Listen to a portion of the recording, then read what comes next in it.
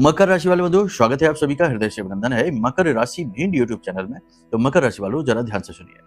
अगले 3 से 5 दिनों में आपके हाथों एक बड़ी गलती होने जा रही है। जी हाँ बंधुओं, गलतियां कई बार ऐसी होती हैं जिन्हें गलती कहना असल में उसे छोटा दिखाना है, क्योंकि वो गलतियों से कहीं बढ़कर होती है। पूरा जीवन फिर उस गलती की भरपाई करने में गुजर जाता है। ऐसे कई लोग हमारे पास आते हैं और कहते हैं कि गुरुजी, ना जाने कौन सी घड़ी में हमने इस इंसान के साथ रिश्ता जोड़ा, चाहे वैवाहिक रिश्ता हो, चाहे बिजनेस पार्टनरशिप हो, चाहे फ्रेंडशिप हो या कोई भी अन्य रिश्ता, कि इस इंसान ने सिवाय बर्बादी कुछ भी नहीं दिया।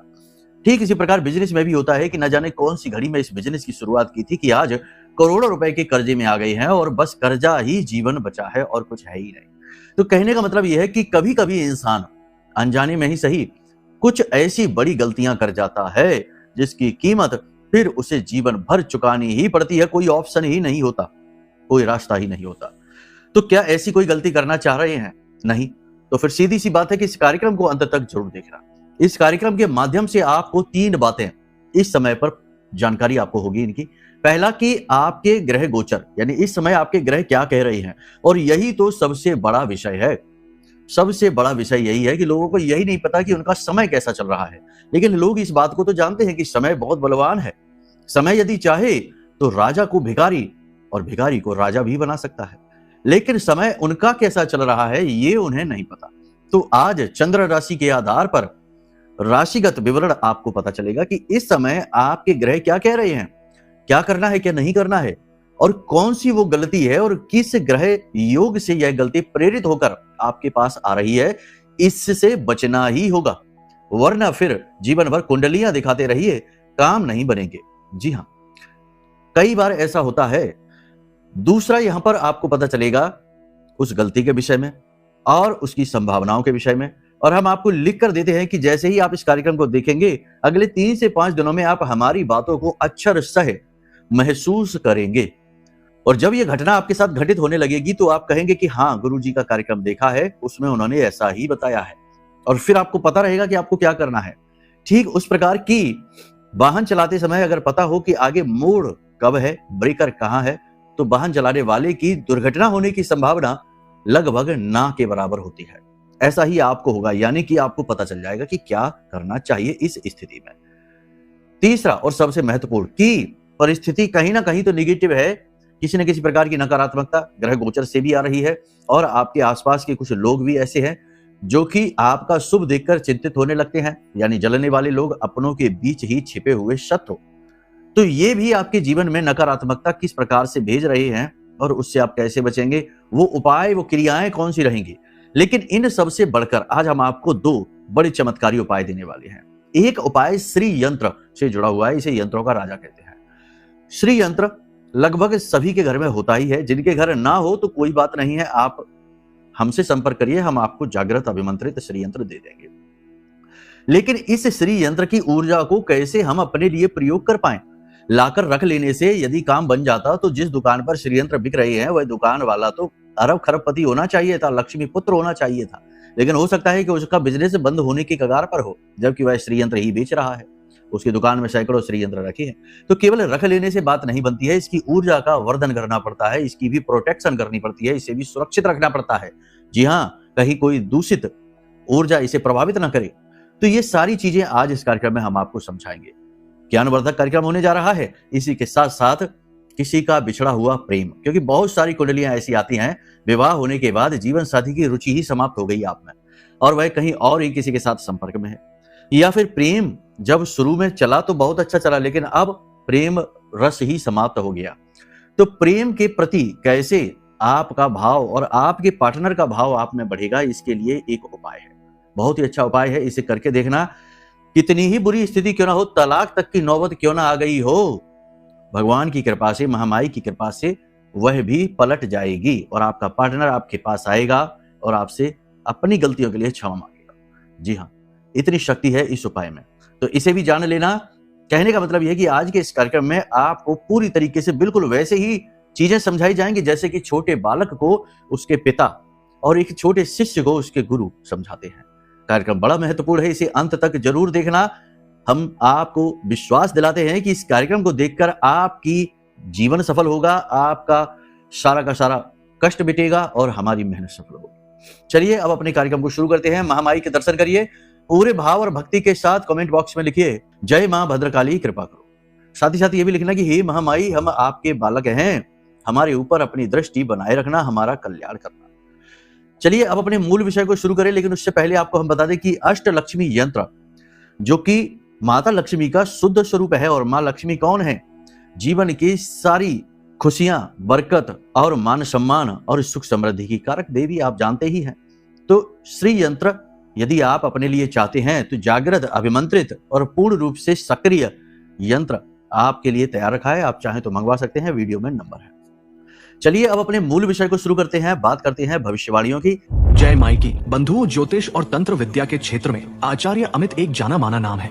पूज्य गुरुदेव के साधनाओं और ज्योतिष विद्या के अनुभव बेहद दिव्य है। जी हाँ, पूज्य गुरुदेव ने जिसकी भी कुंडली का विश्लेषण किया और कुंडली के अनुसार उसे सटीक उपाय व महामाई माँ बगलामुखी की विशेष कृपा दी, उसके जीवन में सकारात्मक बदलाव तो आए ही है। फिर चाहे समस्या कितनी ही कठिन क्यों ना हो, समाधान तो अवश्य हुआ है। अब ऐसे में यदि आप भी अपने जीवन की किसी बड़ी समस्या से जूझ रहे हैं, जैसे कि कर्जा बढ़ता ही जा रहा है, काम धंधा और व्यापार सब रुक चुका है, रिश्ते नातों में तनाव हद से ज्यादा बढ़ गया है, पूरा जीवन ही नकारात्मकताओं से भर गया है, तो ऐसे में यही सही समय है जब आप श्रेष्ठ गुरु से मार्गदर्शन प्राप्त करें और जीवन के अंधकार को समाप्त कर दिव्य प्रकाश की ओर कदम बढ़ाएं। वीडियो में दिए गए नंबरों पर तुरंत संपर्क करिए और अपनी कुंडली का विश्लेषण व समाधान पूज्य गुरुदेव के द्वारा करवा लीजिए। देर ना करें, आपके देवी देवताओं के आशीर्वाद से ये मौका खुद चलकर आपके पास आया है, इसे गंवाना नहीं है। अभी फोन करें और गुरुदेव से मार्गदर्शन प्राप्त करें। महामाई आपका कल्याण करें। धन्यवाद। इस समय और काल पर यदि बात करें चंद्रमा की, तो चंद्रमा का गोचर, चंद्रमा मनसो जाता है, चंद्रमा की बात करनी ही पड़ेगी। चंद्रमा का गोचर इस समय गुरु के साथ हो रहा है, शुक्र के साथ हो रहा है। बहुत ही अच्छा योग है, गजकेसरी योग है। लेकिन एक चीज यहां पर देखो, हम अच्छे योगों की भी बात कर रहे हैं। दूसरा बुध आदित्य योग बना हुआ है, द्वितीय राशि में बना है, अच्छा है। मेष यानी कि मंगल अपनी ही राशि में गोचर कर रहे हैं। ये सारी स्थितियां अच्छी हैं, लेकिन एक चीज है जो डराने वाली है। जी हाँ, इससे आपको बहुत सावधान रहना है। इसका नाम सुनकर ही आप डर जाएंगे, इससे आपको बचना होगा और इसके दुष्प्रभाव भी होंगे, कुछ आपको दिखाई देंगे। हाँ, क्या है वो चीज, ध्यान से सुनो। सबसे पहला यह है कि इस समय पर ग्रहों की जो स्थितियां हैं, तो गोचरगत काल सर्प दोष बन रहा है।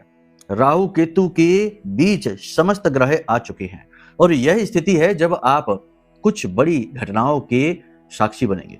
किसी प्रकार की दुर्घटना हो सकती है, बड़ा रोग आ सकता है, कोई धोखा हो सकता है, भयंकर छल कपट और तंत्र मंत्र की ऊर्जा आपको घेर सकती है। जी हाँ, तो सावधान रहने की आवश्यकता है। जरूरी सावधानियां रखें, अपना सुरक्षा कवच तैयार रखें। मां बगलामुखी का जो महारक्षा कवच है उसे मंगवा लें। हमने आपको कई कार्यक्रमों में दिखाया, फिर से दिखाते हैं। यह महारक्षा कवच, इसे जरूर से जरूर मंगवा लें। यह महारक्षा कवच आपके जीवन से हर प्रकार की नेगेटिविटी को मिटाने का सामर्थ्य रखता है, हर प्रकार के तंत्र मंत्र को काट डालता है और आपके जीवन में सुख समृद्धि की गारंटी लेकर आता है। आप इसे मंगवा लीजिए, ये समय इसके लिए बिल्कुल सही है। अब इस समय आपका मनोभाव क्या रहेगा? आप थोड़े से इमोशनल महसूस करेंगे अपने आप को, अपनी फाइनेंशियल स्थिति को मजबूत करने के लिए थोड़े से चिंतित महसूस करेंगे। साथ ही साथ किसी रिश्ते या नाते में आपको निराशा महसूस हो रही है, जिसकी वजह से थोड़े दुखी भी महसूस करेंगे। लेकिन ग्रह स्थितियां अच्छी होने की वजह से आप अपने आप को बड़ी जल्दी संभाल लेंगे, बहुत जल्दी पॉजिटिव हो जाएंगे, कह सकते हैं कि अपने गुरु खुद बनेंगे। भावनात्मक तौर पर आप इस समय कमजोर महसूस कर सकते हैं, नाजुक महसूस कर सकते हैं। लोगों की छोटी छोटी बातों को दिल से लगाएंगे और फिर लंबे समय तक सोचते रहेंगे कि ऐसा क्यों कह दिया। पुरानी घटनाओं को याद करके भी थोड़े बहुत दुखी हो सकते हैं, मन में किसी बात का अफसोस भी हो सकता है, नेगेटिव विचार आपको घेर सकते हैं। इस समय आपको आवश्यकता है कि आपका आत्मविश्वास ऊंचा रहे, आप अपने आप को अच्छी तरीके से गाइड कर सकें, इसलिए नियंत्रित व्यवहार अत्यंत आवश्यक है। सबसे पहली चीज आपको यह है कि इस समय और काल पर आपको जो भी आपके इष्ट हैं उनके मंदिर प्रतिदिन जाना चाहिए और प्रतिदिन पूजा पाठ अनुष्ठान अवश्य करने चाहिए। जैसे कि हनुमान जी के मंदिर अगर जाते हैं तो फिर हनुमान चालीसा का एक अनुष्ठान ले लो कि प्रतिदिन 7 हनुमान चालीसा का पाठ करेंगे, इससे आपको आत्मबल प्राप्त होगा। शिव जी के मंदिर जाते हो तो 11 माला पंचाक्षरी मंत्र का संकल्प ले लो अगले 5 से 7 दिनों के लिए। ये आपके लिए आत्मबल कारक होगा और इसकी आपको इस समय बहुत अधिक आवश्यकता है। जीवन में कहीं ना कहीं पिछड़ जाने, कहीं ना कहीं लोगों से किसी न किसी मामले में पीछे रह जाने का भाव आपके मन में रहेगा। मन आपका थोड़ा सा बोझिल होगा, थोड़े से आप दुखी महसूस करेंगे और लगातार हो रहे जीवन के संघर्ष से, स्ट्रगल से आप थोड़े से थके हुए महसूस करेंगे। कहीं ना कहीं आप अपना संयम भी खोएंगे और गलत कार्यों में भी आपकी रुचि हो सकती है, जैसे शराब, मांसाहार, उल्टी सीधी चीजों में आप जा सकते हैं। कहने का मतलब यह है कि आप इस समय थोड़े से ऐसी स्थिति में रहेंगे जिसे अवसादवादी कहते हैं, यानी कि आप थोड़े से निराश भी रहेंगे। कुछ बातें हैं जो आपको दुखी करती रहेंगी, कोई रिश्ता जो टूट गया, कोई ऐसा काम जो बिगड़ गया, नहीं बिगड़ना चाहिए था, कोई ऐसी बात जो आपके दिल को बहुत चुभ रही थी, वह आपको बहुत कष्ट पहुंचा रही है, इस समय और पहुंचाएगी। क्योंकि चंद्रमा का गोचर हो ही गया शुक्र के साथ, तो यहाँ पर चंद्रमा कमजोर पड़ जाता है और बहुत ज्यादा इमोशनल कर देता है। साथ ही साथ मन में आपकी काम भावना भी बढ़ेगी। तो इस समय आप अपने पार्टनर के प्रति ज्यादा अट्रैक्टेड महसूस करेंगे, अपोजिट जेंडर के प्रति आप ज्यादा अट्रैक्टेड महसूस करेंगे। इसकी वजह से आप हो सकता है ओवर पॉजेसिव हो जाएं, तो आपके रिश्ते ही आपको दुख देने लग जाए, यानी जरूरत से ज्यादा किसी से जुड़ाव महसूस करने की वजह से ही आप दुखी हो जाएंगे। अनैतिक प्रेम संबंधों में भी आप पड़ सकते हैं और गलत कार्यों में भी आप जा सकते हैं। ये तो चीजें आपको हमने बता दी, लेकिन कुछ अच्छी चीजें भी हैं इस समय पर। अच्छी चीजों में यह है कि पैसे का फ्लो आपका बनेगा, धन आपके जीवन में जरूर आएगा, क्योंकि गजकेसरी योग, नारायण लक्ष्मी योग, बुधादित्य योग, मतलब कि योग तो इतने अच्छे अच्छे हैं कि कोई जिसकी सीमा नहीं। लेकिन समस्या यह है कि पाप ग्रहों की दृष्टि भी पड़ रही है, इससे योग दूषित हो रही है। तो इस समय पर आपके जीवन में धन का आगमन तो होगा, जरा भी आपने अगर प्रयास कर रखा होगा तो वह प्रयास फलित होगा और पैसा खिंचकर आएगा। दूसरा कि आप उन्नति के लिए जो भी कदम उठाएंगे उसमें कामयाब होंगे। चाहे आप कोई नया बिजनेस शुरू करें, चाहे साइड इनकम शुरू करना चाहें, चाहे नौकरी बदलकर किसी अन्य नौकरी में जाना चाहें, या फिर बेरोजगार हैं और रोजगार की तलाश में हैं, तो रोजगार आपको मिलेगा। विदेश जाना चाहते हैं आय आमदनी के लिए या फिर सोर्स ऑफ इनकम के लिए, तो उसमें भी आप कामयाब हो जाएंगे। कहने का मतलब यह है कि करियर के लिहाज से ये समय और काल बहुत अच्छा है। भावनाओं के लिहाज से ये समय और काल थोड़ा सा डिस्टर्बिंग है, परेशान करने वाला है, और नेगेटिव एनर्जी के लिहाज से ये समय बहुत कमजोर है। मतलब कि इस समय नकारात्मकता घेरेगी, जल्दी से नजर लग जाएगी, जल्दी से लोगों के द्वारा किया गया तंत्र मंत्र आपके ऊपर हावी हो जाएगा। अचानक से यूं ही बिना किसी बात के आपका मन दुखी हो जाएगा, गुस्से में भर जाएगा, परेशान आप हो जाएंगे। कहने का मतलब यह है कि इस समय आपको अपने आप को संभालना होगा, पॉजिटिव रखना होगा, सकारात्मक विचारों से अपने आप को बल देना होगा। श्रीमद् भागवतम के कुछ श्लोक आप सुने, पढ़ें और उनका उच्चारण करें, ये आपके लिए बहुत अच्छा होगा। इस समय अति भावुक होने की वजह से, छोटी छोटी बातें आपको चुभने की वजह से आप लोगों से गलत व्यवहार भी कर सकते हैं।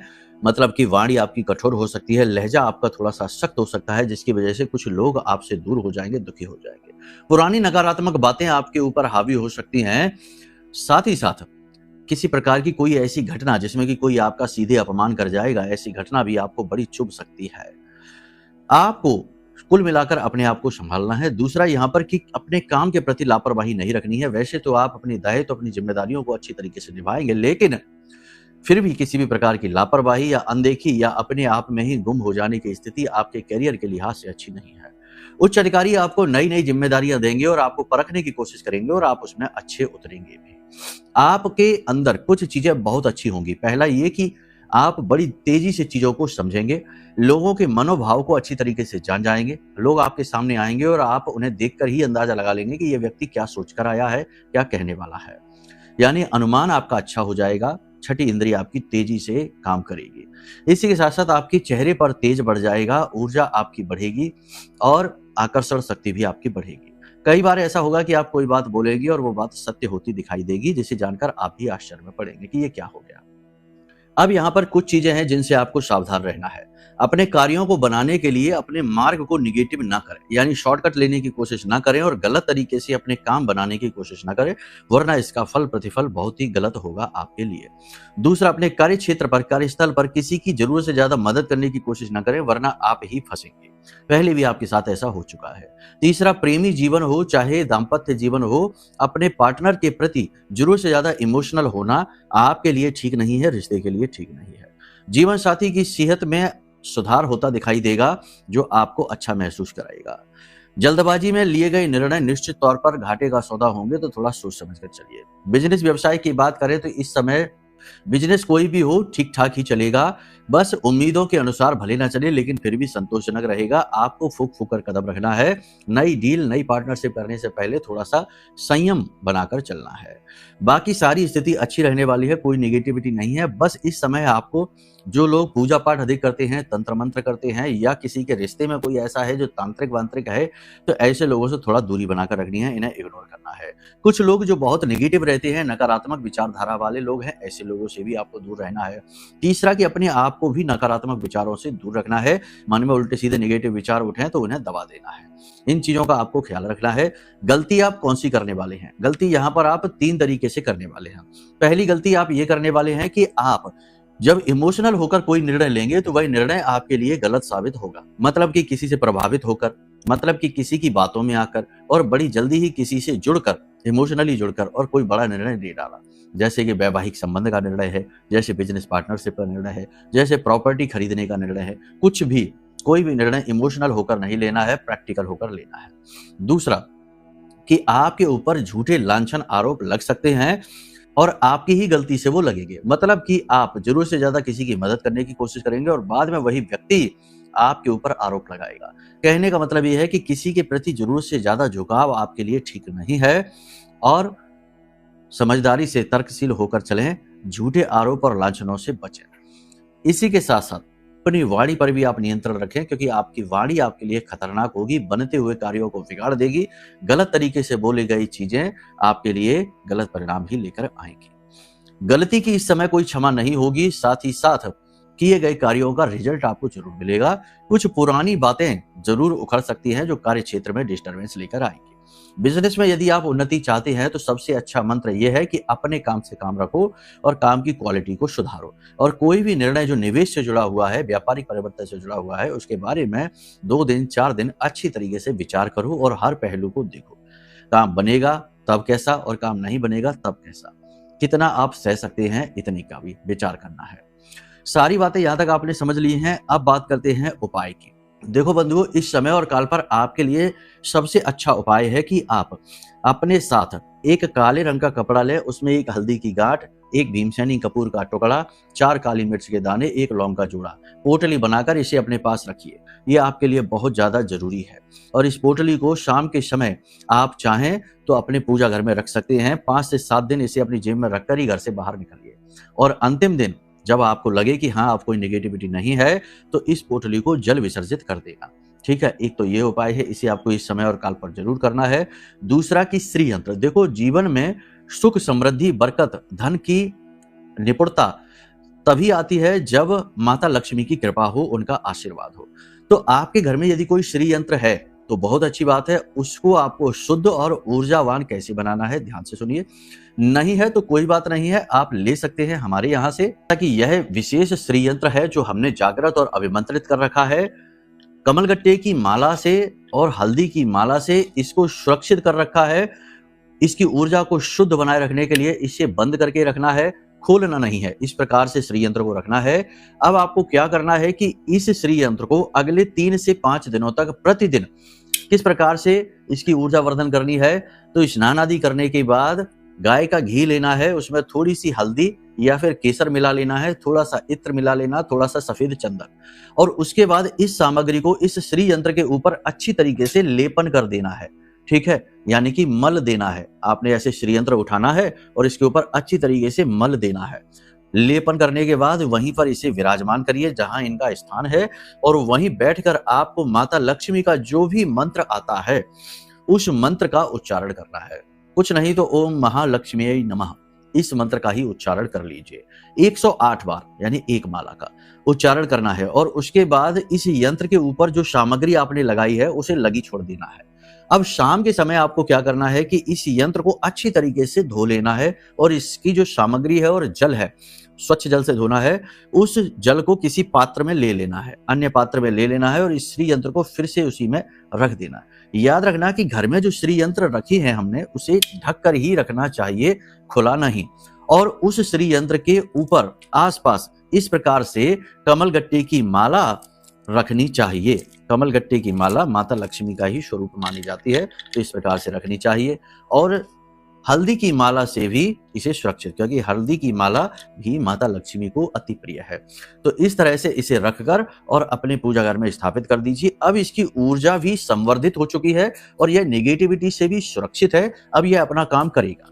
अब आपने जो जल निकाला है, उस जल के साथ आपको क्या करना है, उस जल को लेकर अपने संस्थान में, जो आपका बिजनेस है, नौकरी है, व्यवसाय है, जो भी कुछ है, वहां पर चारों तरफ, हर तरफ छिड़कना है। अपने घर के दरवाजे पर, दहलीज पर, अपने घर के अंदर हर कोने में और अपने घर की छत पर, यानी चारों तरफ छिड़कना है। और थोड़ा सा जल अपने स्नान किए जाने वाले जल में मिला लेना है। अत्यंत पवित्र वातावरण आप स्वयं महसूस करेंगे पहले दिन से ही। इस क्रिया को आपको अगले 3 से 5 दिन लगातार करना है और उसके बाद जो रिजल्ट मिलेंगे वो बहुत ही चमत्कारी होंगे। आप खुद ही आश्चर्य में पड़ जाएंगे कि वाह, क्या उपाय बताया है। आप इसे करके तो देखिए। अगर श्रीयंत्र आपके पास है तो एक बात ये भी अश्योर करिए कि वो जागृत है कि नहीं, अभिमंत्रित है कि नहीं, एक्टिवेट हुआ है कि नहीं। अगर वो एक्टिवेटेड नहीं है तो ये उपाय भी काम नहीं करेगा, क्योंकि सीधी सी बात है कि मशीन है लेकिन वो शुरू ही नहीं हुई है, बंद रखी है, तो कैसे काम करेगा। तो उसको ये जान लीजिए। और यदि आप जागृत, अभिमंत्रित और सिद्ध श्रीयंत्र मंगाना चाहते हैं तो नंबर वीडियो में है, धाम के नंबर है, फोन कर लेना। आपकी सेवा में सदा समर्पित हैं। ठीक है।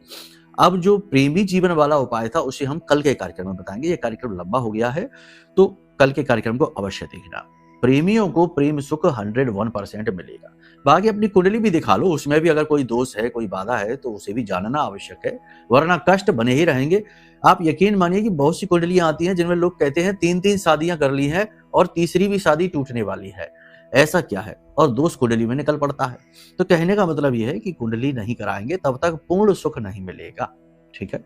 चलिए, तो आज की कार्यक्रम में अब हम यहीं विदा लेते हैं, अपनी वाणी को विराम देते हैं। प्रेम से बोलिए जय माई की, जय मां बगलामुखी।